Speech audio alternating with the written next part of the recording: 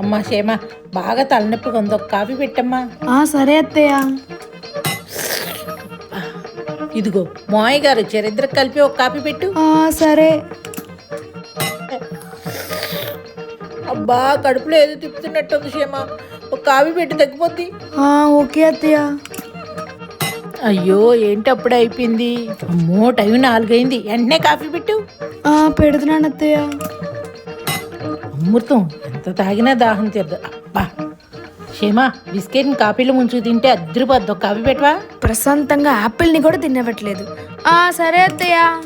సాయి చెముక్కురా తాగరా బాయ్. పొత్తు మా కోడలు కాఫీ చాలా బాగా పెట్టింది, మా ఇంటికి వచ్చే కాఫీ తాగదు.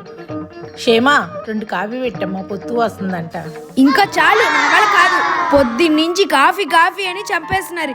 ఇప్పుడు వరకు 5 లీటర్ కాఫీ తాగారు. ఇంకా పాలు కావాలంటే 2 గేదెలు పెంచుకోవాలి.